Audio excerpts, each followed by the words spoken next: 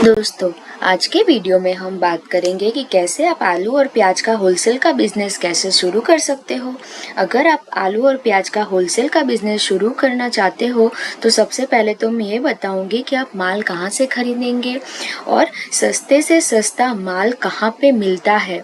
इसी के साथ मैं बताऊंगी कि पेमेंट की पे मोड कंडीशन कैसी रहती है। जैसे कि आपने माल खरीदा और आलू और प्याज होलसेल में आप खरीद के लाए तो आप पेमेंट कैसे देना पड़ता है, इस बिजनेस में इन्वेस्टमेंट कितना लगता है और प्रॉफिट और मार्जिन कितना होता है, ये सारी जानकारी आपको मैं देने वाली हूँ। तो चलिए दोस्तों, इस वीडियो को शुरू करते हैं। दोस्तों देखिए दोस्तों, आलू और प्याज जो है वो दो ऐसी सीजनल सब्जी है जो 12 महीने चलने वाला बिजनेस है। दोस्तों इंडिया में हर घर में ये दो चीज़ें कंज्यूम होती है। इसी के साथ दोस्तों, ये किसी भी बड़े से बड़े शहर या छोटे से गांव में आप ये बिजनेस शुरू कर सकते हैं। दोस्तों अब बात करते हैं कि सस्ते से सस्ता प्रोडक्ट आप कहाँ मिलता है और कहाँ से आप खरीदारी कर सकते हैं। देखिए दोस्तों, प्याज की बात करें तो सबसे सस्ता प्याज होता है महाराष्ट्र में, उसके बाद होता है कर्नाटक में, उसके बाद गुजरात में और राजस्थान में। ये चार ऐसे स्टेट है वहाँ पे प्याज अधिक से अधिक उत्पादन होता है दोस्तों।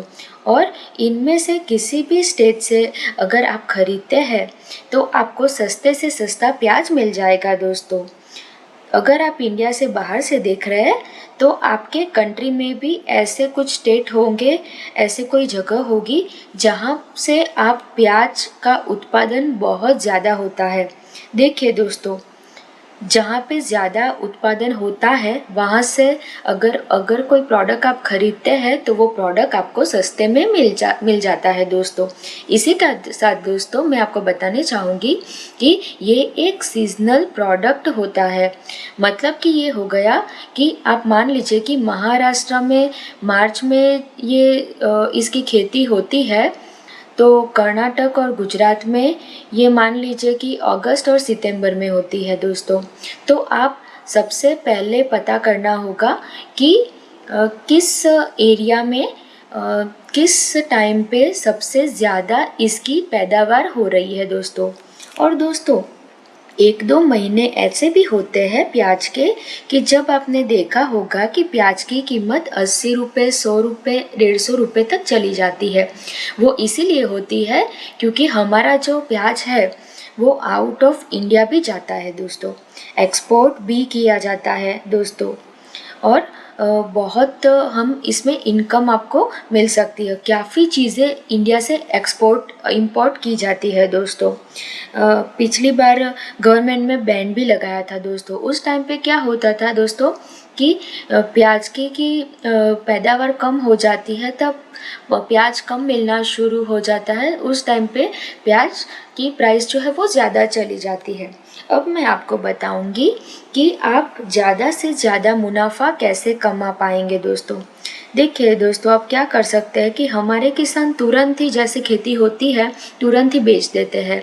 और जो बड़े बड़े होलसेलर होते हैं प्याज के, जो ब्रोकर्स होते हैं, वो क्या करते हैं कि कोल्ड स्टोरेज बना के रखते हैं। दोस्तों कोल्ड स्टोरेज एक ऐसी जगह होती है जहाँ पे क्या करते हैं कि आलू और प्याज को इतनी कूलिंग दी जाती है कि वो ख़राब नहीं होते।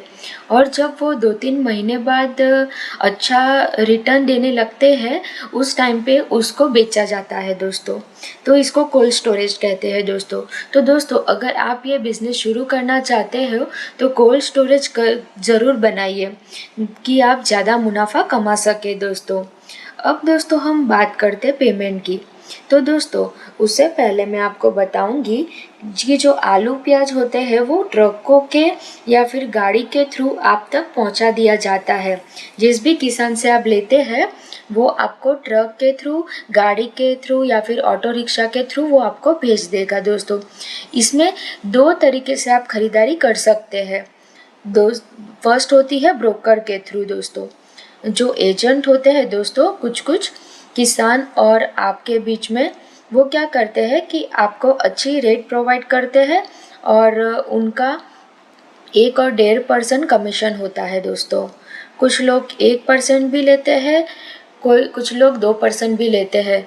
पूरा जो माल बिकता लेता है उसका आपको 1% आपको देना पड़ता है और 1 या 1.5% किसान से वो लेते हैं। ब्रोकर ये काम करता है दोस्तों। दूसरा तरीका ये होता है दोस्तों कि किसान से डायरेक्ट लेने का। इसमें प्रॉब्लम ये आती है कि आपको पता नहीं होता कि किस टाइम पे किस साइड खेती ज़्यादा होती है या फसल है वो किस भाव की है। क्योंकि दोस्तों देखिए कि प्याज जो होता है वो 5 और 7 या 10 या 20 वैरायटी की होती है दोस्तों। अलग अलग वैरायटी का अलग अलग दाम होता है दोस्तों, ये आप भी जानते हैं दोस्तों। अब हम जानते हैं कि पेमेंट कैसे देना है दोस्तों। पेमेंट की 2-3 कंडीशन होती है। पहली जो होती है वो कि आप फुल पेमेंट करें। जब भी आप गाड़ी लोड करवा रहे हैं उसी टाइम पे आप गाड़ी लोड करवाने से पहले ही आप उसको किसान को कीमत देनी पड़ती है। और जब आप ऐसा फुल पेमेंट करके के माल लेते हैं तो याद रखिए कि आप जो भी भाव चल रहा है उसी का 5%, 6%, 10% तक आप कैश डिस्काउंट आपको मिल जाता है दोस्तों। उससे आप 10% भी ज़्यादा कम करवा सकते हैं दोस्तों। पार्ट पेमेंट डिपेंड करता है दोस्तों ब्रोकर के रिलेशन पे दोस्तों। और दोस्तों ब्रोकर का जो रिलेशन है वो किसान के साथ कैसा है। अगर ब्रोकर किसान को कन्वेंस कर लेता है तो किसान को गाड़ी लोड करवाने से पहले आपको परसेंटेज देना पड़ेगा। जैसे आप 15 दिन के बाद भी ब्रोकर को अमाउंट दे सकते हैं दोस्तों। इसी के साथ दोस्तों होता है कि माल बिकने पर दोस्तों ये जब होता है कि जब ब्रोकर होता है आपके 5-7 डील हो जाती है, उसके बाद प्रोडक्ट उठा लेते हैं आप किसान से और माल जब बिक जाता है 10 दिन 15 दिन उसके बाद आप उसको पैसे दे देंगे दोस्तों। अब बात आती है अगर आप ये बिज़नेस शुरू करना चाहते हैं तो किन किन चीज़ों की आपको आवश्यकता होती है। तो देखिए दोस्तों, सबसे पहले जो आवश्यकता होती है कि आपको मार्केट के अंदर सब्जी मंडी के आसपास दुकान और गोदाम चाहिए। यहाँ पे आप सब्जी के वेंडर जो है ठेले जो वगैरह लगते हैं, क्योंकि दोस्तों एंड ऑफ द डे आपके कस्टमर सबसे ज़्यादा वहीं पे होने वाले हैं दोस्तों। अब बात आती है दोस्तों सेकंड पॉइंट की, तो आपको जीएसटी नंबर लेना कंपलसरी है दोस्तों। इसी के साथ आपको फर्म और कंपनी का रजिस्ट्रेशन भी करवाना चाहिए दोस्तों। देखिए दोस्तों, फर्म और कंपनी रजिस्ट्रेशन और जीएसटी नंबर का इसीलिए मैं बोल रही हूँ क्योंकि अगर आप व्यापार बड़ा करना है आपको तो आपको कानूनी कायदों से चलना पड़ेगा ताकि आपको कोई भी दिक्कत नहीं आए दोस्तों। इसी के साथ दोस्तों आपको कम से कम एक स्टाफ की ज़रूरत होती ही है दोस्तों, क्योंकि माल आ जाए उसके बाद उसको अनलोडिंग करवाना है या फिर गोडाउन से माल लाना है या फिर जो कांटा होता है उसमें प्रोडक्ट टुलवाने होते हैं या फिर कुछ प्रॉब्लम हो गई उस टाइम पे एक स्टाफ कम से कम आपको चाहिए ही होगा दोस्तों। तो वो आपके लिए बहुत अच्छा रहेगा। इसी के साथ दोस्तों आप ही के साथ जो कस्टमर होते हैं वो पिकअप वाले होते हैं, छोटे सब्जी के वेंडर होते हैं, रेस्टोरेंट वाले होते हैं और होटल वाले होते हैं दोस्तों। रेस्टोरेंट, होटल और शादी की पार्टी, इन सभी में माल बहुत ज़्यादा क्वांटिटी में जाता है। तो आपके आसपास के जो शादियाँ होने वाली है वहाँ पे आप संपर्क करके भी आपका सामान बेच सकते हैं दोस्तों। ये एक ऐसी चीज़ है कि ये आप कस्टमर के साथ पहुँचेंगे नहीं तब तक आपका माल बिकना शुरू होगा नहीं दोस्तों। वैसे तो जो सब्जी वाले विक्रेता है छोटे छोटे, वो आपसे तुरंत ही माल लेना शुरू कर देते हैं दोस्तों। अब बात करते हैं कि इन्वेस्टमेंट की, कि इस बिज़नेस में इन्वेस्टमेंट कैसे होता है। इन्वेस्टमेंट इसमें 2-3 तरीके से लगता है दोस्तों। पहला जो लगता है दुकान और गोदाम लेने में आपको लगता है इन्वेस्टमेंट्स। फिर दुकान आप अलग से ले सकते हैं और गोदाम आप अपनी तरीके से अलग से ले सकते हैं। अगर रेंट पे लेते हैं तो आपको 2-3 महीने का जो भाड़ा होता है वो आपको पहले एडवांस में पे करना होता है और उसके बाद आपको दुकान दे दी जाती है दोस्तों। तो उसके बाद आपको मंथली एक रेंट आपको पे करना होता है। इसी के साथ दोस्तों कुछ कुछ पगड़ी वगैरह का भी सिस्टम होता है। 1 लाख हो गया, 2 लाख हो गया, रख के भी आपको दुकान मिल जाती है दोस्तों। तीसरा होता है दोस्तों स्टॉक का होता है। अब स्टॉक की बात करें तो टोटल कुल मिला के 1 से 4 लाख में आप ये बिजनेस आसानी से शुरू कर सकते हैं।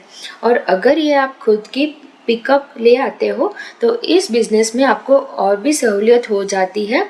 और दोस्तों ये बिजनेस बहुत ही इजी है अगर आप करेंगे तो। दोस्तों अब प्रॉफिट मार्जिन की बात करूं तो दोस्तों प्रॉफिट मार्जिन आपकी खरीदारी पर निर्भर करता है दोस्तों। जितना सस्ता आप माल खरीद के लाएंगे उतना प्रॉफिट और मार्जिन इस बिजनेस में मिलेगा दोस्तों।